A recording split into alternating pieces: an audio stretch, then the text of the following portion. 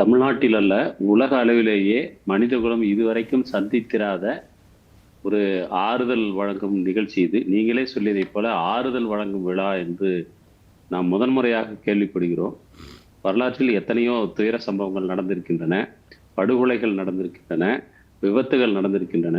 அதற்கெல்லாம் பொறுப்பேற்றுக் கொள்ளக்கூடிய வகையில் ஒரு பொது மன்னிப்பை கோருவதும், அவர்களை தேடிப் போய் அவர்களிடம் ஆறுதல் சொல்வதும், எல்லா கஷ்டங்களிலும் நாங்கள் உடன் நிற்கிறோம் என்று அவர்களை தைரியம் சொல்வதும் தான் நாம் இதுவரையிலும் பார்த்திருக்கக்கூடிய விஷயங்களாக இருக்கிறது. ம். ஆனால் விஜயை பொறுத்தவரையிலும் இதற்கு மாறாக அந்த சிரமத்தில் இருப்பவர்களை, துயரத்தில் இருப்பவர்களை நேரில் சந்திப்பதில் தனக்கு இருக்கிற பிரச்சனைகளை பற்றித்தான் அவர் பேசிக் கொண்டிருக்கிறாரே ஒழிய, உயிர்களை இழந்திருக்கக்கூடிய குடும்பத்தின் துயரத்தை பற்றி அவர் எதுவும் கவலைப்பட்டதாக தெரியவில்லை. ஒன்று. அடுத்ததாக அவர் நேரில் செல்வதற்கு பிரச்சனைகள் இருக்கிறது என்று சொல்லுகிறார். அந்த உயிரிழப்புகள் நடந்த இடத்திலிருந்து தான் அவர் கிளம்பி வந்திருக்கிறார். அப்படி கிளம்பி வந்ததற்கு பல்வேறு காரணங்கள், சமாதானங்கள் சொல்லப்பட்டன. அதற்கு பிறகு அவர் ஒன்றும் எந்த வேலையிலும் ஈடுபடாமல் அவர் முடங்கி கிடக்கவில்லை. அதற்கு பிறகு அவருடைய கட்சியினர் டெல்லிக்கு போகிறார்கள், பல்வேறு தலைவர்களை சந்திக்கிறார்கள், நீதிமன்றங்களை நாடுகிறார்கள், நாட்டின் மிகப்பெரிய வழக்கறிஞர்களை தங்களுக்காக அமர்த்திக் கொள்கிறார்கள். அவர்கள் தங்களை காப்பாற்றுவதற்கான தற்காப்பு நடவடிக்கைகள் அனைத்தையும் மேற்கொண்ட பிறகு ஒரு 41 பேருடைய உயிரிழப்புக்கு பொறுப்பு சொல்ல வேண்டிய அவர்கள் அந்த குற்றங்களிலிருந்து தங்களை தப்பித்துக் கொள்வதற்காக நீதிமன்றத்துக்கு வெளியே ஒரு சமரச நடவடிக்கை மேற்கொள்ளக்கூடிய ஒரு கட்ட பஞ்சாயத்து வேலையைப் போல இன்றைக்கு இந்த வேலை நடக்கிறது. உண்மையில் மக்களின் வறுமை அல்லது அறியாமை அல்லது செல்வாக்கற்ற நிலை, பலவீனம் இதையெல்லாம் பயன்படுத்தி கொண்டு எப்படி மக்களிடம் பல்வேறு ஆசை வார்த்தைகள் கூறி பிரச்சனைகளுக்கு தப்பித்துக் கொள்வார்களோ குற்றமளித்தவர்களோ அதை போன்ற ஒரு உத்தித்தான் இதிலே வெளிப்படுகிறது. ஆனா அனுமதி வேண்டும் இல்லையா? இப்ப மீண்டும் திரு ஆதவன், அனுமதி வேண்டும் இல்லையா? இப்ப நான் ஒரு இடத்துக்கு போறேன், அந்த போறதுனால எனக்கு ஒரு பிரச்சனை ஏற்படும், அது மற்றவர்களுக்கும் அது ஒரு சிக்கலாக மாறிவிடுமோ என்கின்ற ஒரு பயம், அச்சம் இருக்கக்கூடிய யதார்த்தமாக புரிந்து கொள்ள முடியலையா? ஏன் அனுமதி மறுக்கப்படுகிறது? அவர் திட்டமிட்டே தன்னுடைய தொண்டர்களை அல்லது தன்னுடைய ரசிகர்களை, அவர்கள் ஒன்றும் இந்த உலகத்திற்கு வெளியே இருந்து வந்தவர்கள் அல்ல, அவர்கள் இயல்பாக சொன்னால் புரிந்து கொள்ளக்கூடிய அளவில் இருக்கக்கூடியவர்கள் தான். நீங்க என்னதான் அந்த அவருடைய விசுவாசிகளை நீங்க தற்குறிகள் அப்படி இப்படிலாம் கேவலப்படுத்தி எல்லாம் மற்றவங்க பேசுறதுல நான் உடன்படல. ஆனா விஜய் ஒரு அவரை பொறுத்த வரைக்கும் அவர் தன்னுடைய ரசிகர்களை, விசுவாசிகளை நான் இந்த மாதிரி துயர விசாரிக்கிறதுக்காக போக வேண்டியிருக்குது, அந்த மக்களுக்கு ஆறுதல் சொல்ல வேண்டியிருக்கு, நீங்க யாரும் வரவேண்டான்னு சொல்லி ஒரு வேண்டுகோளை விடுத்து அவர் போலாமே. அப்படி தன்னுடைய பேச்சுக்கே அவர் இதுவரைக்கும் சொன்னது என்னன்னா, ஒரு தடவை நான் சொல்லிட்டா என் பேச்ச நானே கேட்க மாட்டேன்னு அவர் சொல்லியிருக்காரு. ஆனா அவரே சொன்னாலே கேட்க மாட்டேன்னு அவருடைய ரசிகர்கள், தொண்டர்கள் இருப்பாங்கன்னா அப்படி ஒரு கட்சி இருக்கு, அவருக்கு ஒரு இயக்கம் இருக்கு, கலைச்சிட்டு போக வேண்டியது தானே. எதுக்குமே கட்டுப்படாதவர்களை வைத்துக்கொண்டு நான் இருப்பேன் அப்படின்னு சொல்லி சொல்றது சமாதானம் எப்படி? இன்னொன்னு நான் என்ன சொல்றேன், உங்களால ஒரு ஒரு துயர வீட்டுக்கு நாளைக்கு வேற இது விடுங்க, அன்னைக்கு நடந்தது ஒரு எதிர்பாராமல் நடந்தது. நாளைக்கு உங்களுடைய இயக்கத்தை சேர்ந்த யாரோ ஒருத்தருக்கு ஒரு எதிர்பாராத ஒரு துயர சம்பவம் நடந்துருச்சு, போக மாட்டீங்களா? அன்னைக்கே போலீஸ்ல பர்மிஷன் கேட்டுட்டு தான் இருப்பீங்களா? நீங்கள் நினைத்திருந்தால் அந்த மக்களை போய் சந்திப்பதற்கு உங்களுக்கு பல்வேறு வழிகள் இருந்திருக்கும். நீங்கள் அந்த வழிகளை எல்லாம் திட்டமிட்டே நீங்க அதை எல்லாத்தையுமே கைவசம் இல்லாததை போல காட்டிவிட்டு இப்போது எனக்கு அனுமதி இல்லை, அனுமதி ஏன் கொடுக்க மாட்டேன்றாங்கன்றதுக்கு அந்த இடத்துல பதிலே கிடையாது. நீங்க எனக்கு அனுமதி கொடுங்க, நான் எந்த விதமான அசம்பாவிதம் இல்லாமல் நேரடியாக அந்த குடும்பங்களை சந்தித்து விட்டு வருகிறேன்னு கேட்க வேண்டியதுதானே. இதுல என்ன இருக்கு? அப்ப இது ஒரு தப்பித்துக் கொள்ளக்கூடிய ஒரு விஷயம். ரெண்டாவது, மக்களையும் நாம என்ன சொல்ல வேண்டியிருக்குன்னு எனக்கு உடனடியா உண்மையிலே யோசிச்சு பார்த்தா, இப்படியெல்லாம் நடக்குமா?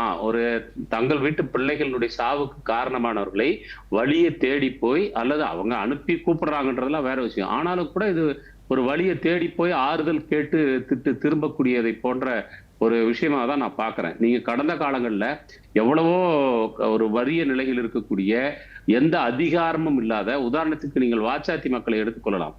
அந்த வாச்சாத்தி மக்கள் மீது நடத்தப்பட்ட வன்கொடுமையில் சம்பந்தப்பட்ட அனைவருமே அரசு அதிகாரத்தில் மிகப்பெரிய பொறுப்புகளில் இருந்தவர்கள். அன்றைக்கு இருந்த ஆட்சியாளர்களுடைய ஆதரவும் அவர்களுக்கு இருந்தது.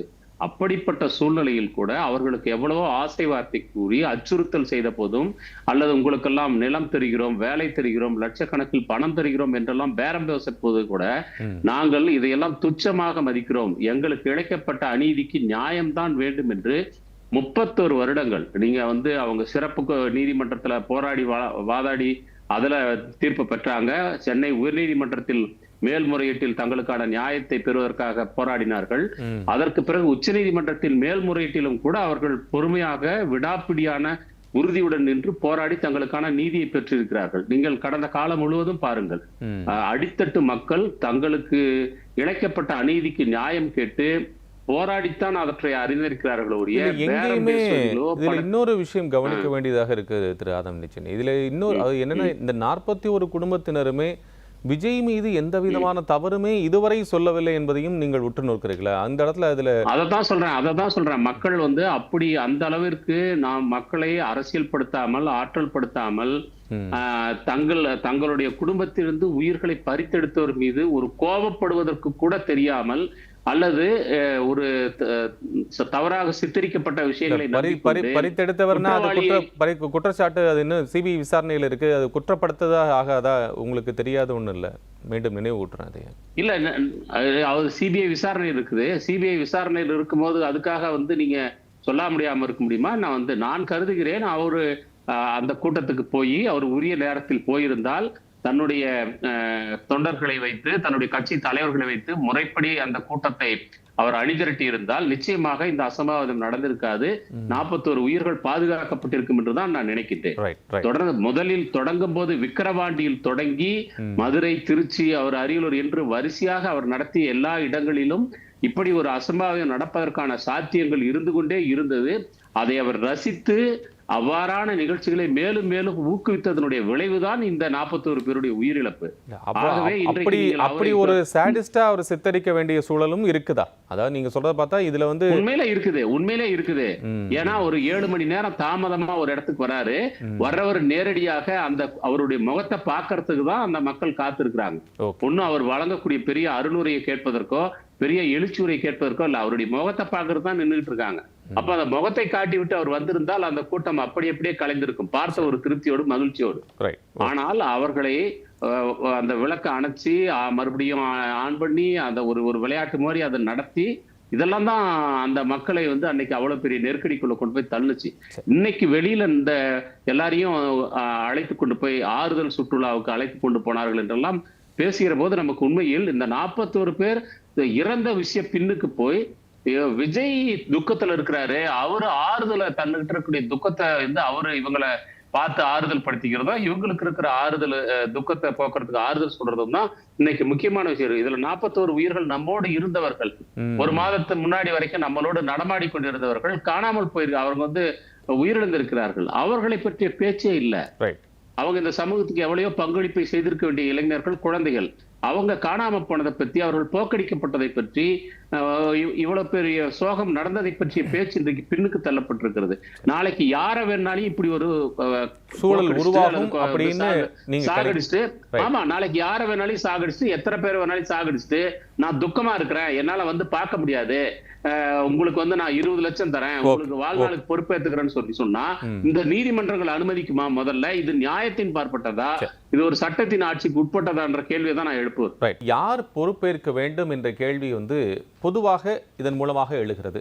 பொறுப்பேற்க வேண்டியது யார்?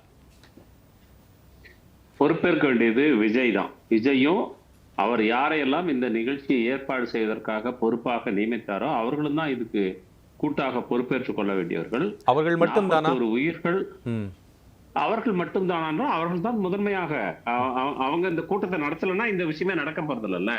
அவங்கதான் முதன்மையா இதை பொறுப்பேற்று. அனுமதி கொடுக்காம இருந்தா அந்த கூட்டமே நடந்திருக்காதே. இல்ல அனுமதி கொடுக்காம இருக்கிறதுங்கிறது அப்படி பண்ணியிருந்தா இவங்க என்ன பேசிருப்பாங்கன்னா, எங்களுடைய வளர்ச்சியை இவங்க கண்டு பொறுக்க மாட்டாம எங்களுடைய அனுமதியை கொடுக்க மாட்டேன்றாங்க அப்படின்னு சொல்லி. அவங்கதான் நீங்க எதை பேசினாலையும் இப்ப ஒண்ணுமே இல்ல, நீங்க அனுமதி கொடுத்தாலையும் இன்னைக்கு என்ன சொல்றாங்க, நீங்க தடுத்துருந்தா நாங்க வந்திருக்க மாட்டோம்ல எல்லாம் பேசுறாங்க. வினோதமான விளக்கங்களை சொல்றாங்க. அவங்க சொல்லக்கூடிய வியாக்கியானங்கள் எல்லாமே, அதாவது ஒரு தவறு நடந்திருக்கு, அந்த தவறுனால 41 பேர் இறந்திருக்கிறாங்க. அந்த 41 பேர் இறந்ததை பற்றி குறைந்தபட்ச ஒரு குற்ற உணர்ச்சி கூட இல்லாமல், அவர் இந்த உயிர்களை இழந்திருக்கக்கூடிய மக்களுக்கு அனுசரணையாக, ஆதரவாக அவருடைய துயரங்களில் பங்கெடுக்காமல் ஒரு 30 நாள் கழித்து விட்டு கண்ணீர் விட்டு கதறி அழுதிருக்கிறார். அழைப்புல, போன் பேசி, வீடியோ கால்ல அழைப்புல அப்படின்னு பாதிக்கப்பட்டவங்க சொல்றாங்க. அழுதார், சொந்த கண்ணால் அழுதார், சொந்த மூக்கினால் சுவாசித்தார்ன்ற மாதிரி இது என்ன பெரிய உலகத்தில் நடக்காத விஷயமா? அழுதானா இன்னைக்கு என்ன அது அழுது? இந்த மக்களினுடைய கோபத்திலிருந்து தன்னை அவர்கள் பாதுகாத்திருக்கிறார்கள் என்கிற நன்றி பெருக்கினால் கூட வந்து அழுதுருக்கலாம். ஏன்னா நீங்க வந்து ஒரு சாதாரணமாக ஒருவர் மீது கால் தவறி வைத்து விட்டால் கூட தொட்டு கும்பிட்டு மன்னிப்பு கேட்கக்கூடிய ஒரு பழக்கம் நம்மிடம் இருக்கிறது. நீங்க சாதாரணமா பாருங்க, ஒரு நெரிசல்ல ஒருத்தர் மேல கால் பட்டுட்டா கூட தொட்டு சாரி அப்படின்னு சொல்லக்கூடிய ஒரு வழக்கம் இருக்குது. நீங்க 41 பேரை வந்து சாவுக்கு ஏதோ ஒரு வகையில் நீங்கள் தான் காரணமாக இருந்திருக்கிறீர்கள் என்றால் அதற்கு இன்னும் 30 நாள் ஆகுது உங்களுக்கு சொல்றதுக்கு. அது கூட நேர்ல போக மாட்டேன்றீங்க. ஆனா உங்களுடைய அரசியல் பேரங்கள், உங்களுடைய இது குற்றப்பத்து எஃப்ஐஆர்ல உங்க பேர் வராம பாத்துக்கிறதுக்கு உங்களால முடியுது. உங்களுக்கு அடுத்த நிலையில் இருக்கக்கூடிய ஆதவர்ஜனுடைய பேர் வந்து எஃப்ஐஆர்ல வராம பாத்துக்க முடியுது. இதற்கெல்லாம் எந்த உள்ளடி வேலையும் பார்க்காமல் நீங்கள் துயரத்தில் மூழ்கிறீர்கள் என்றால் இதெல்லாம் தானாக நடந்தது என்று யாரையாவது நம்ப சொல்றீங்களா? அப்படிலாம் கிடையாது. ஒரு தற்காப்பு விஷயங்களை புறம் செய்து முடித்து விட்ட பிறகுதான் இது போன்ற ஒரு நான் கோர்ட்டுக்கு வெளியில இந்த பிரச்சனையை தீர்த்துக்கிட்டேன்னு சொல்ற மாதிரியோ அல்லது நாளைக்கு நீதிமன்றமே கூட தீர்ப்பு வழங்குகிற போது அவர் இதற்கான பரிகார வேலையெல்லாம் செய்து முடித்து விட்டார், ஆகவே இப்போ வந்து தண்டனை காலம் மட்டும்தான் பத்தி பேச வேண்டியிருக்குன்ற மாதிரியோ அல்லது இது போன்ற முன்னேற்பாடுகளை எல்லாம் அவர் செய்து முடித்திருக்கிற காரணத்தினால் அவர் வந்து போதுமான அளவுக்கு பரிகாரத்தை செய்து விட்டதாக நீதிமன்றம் கருதுகிறதுன்னு கூட நாளைக்கு சொல்றதுக்கு வாய்ப்பு இருக்குது. ஏன்னா இப்ப இருக்கிற நீதித்துறை வினோதமான பல தீர்ப்புகளை எல்லாம் சொல்லிக்கிட்டு இருக்குது. அதை நம்ம பார்த்துக்கிட்டு இருக்கிறோம். அதனால இது ஒரு தற்காப்பு நடவடிக்கையாகத்தான் இதெல்லாம் செய்திருக்கிறார் என்று நான் நினைக்கின்றேன். இரண்டாவது, இந்த பால்கனி அரசியல் என்பது ஒரு ஜனநாயகத்தில் மிக கேலிக்குத்தான ஒரு விஷயம். மக்களிடம் இறங்கி மக்களோடு சேர்ந்து மக்களுடைய துன்பத் துயரங்களுக்கு தீர்வு சொல்வதும் அந்த தீர்வுக்காக போராடுவதும் அந்த போராட்டத்தின் வழியாக ஒரு அரசியல் தலைவராக உருவெடுத்து வருவதும் தான் ஜனநாயகத்தின் குடிமை பண்புகளில் முதன்மையானது. அது திரு விஜய் அவர்களிடம் துளி கூட இல்லை என்பதை மீண்டும் மீண்டும் நிரூபித்துக் கொண்டிருக்கிறார். அவர் தமிழ் சமூகத்தின் அரசியலுக்கு எந்த விதமான தகுதியோடும் தன்னை முன்னிறுத்திக் கொள்வதற்கு இப்போது வரை தயாரில்லை என்று நான் நினைக்கின்றேன்.